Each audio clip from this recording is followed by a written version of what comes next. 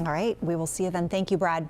So, of course, with this storm comes the threat of folks losing their power. We've definitely seen thousands across the Carolina without power at this point, so we are monitoring the latest and the impact on you. Joining us now is Steve McCathern, Vice President of Energy Delivery with Energy United. Steve, thanks so much for joining us. We appreciate it. We hope you're staying safe. Yep, we are. Thanks so much for having us. Great to hear. So let's start off with the outages. So how many are you seeing at this point?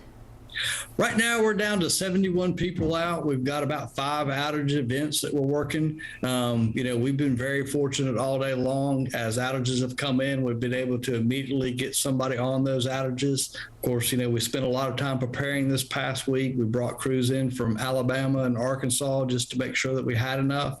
So, we've been very fortunate and blessed today that we've been able to get people on outages as quickly as they happen. And we're down to about 71 people out right now. So speaking of getting folks on outages, how many crews do you actually have working tonight?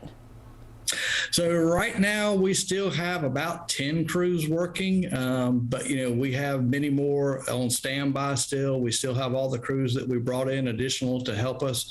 We've got probably a total of about 40 crews that we could call upon if we have to tonight, and they'll be standing by just to make sure nothing else breaks loose or nothing else happens as the night goes on.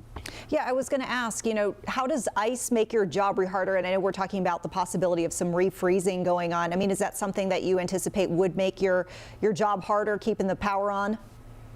It certainly does. I mean, the biggest problem tonight is, just people staying off the roads. We don't want people hitting poles, obviously. That's a big concern, particularly when the roads are as icy as they are.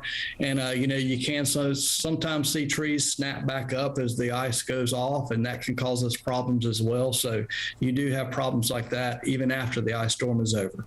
So I'm looking at your outage map. It looks like we do have some impacts still in Alexander and Iredell counties, which we know we have folks watching from those counties. Do you have any estimates maybe for when they could be seeing their power back? It sounded like you said you're going to put a lid on it pretty soon. Well, yep, we hope to. So we certainly anticipate all the outages we have out right now would probably be back on by 9 or 10 p.m. tonight.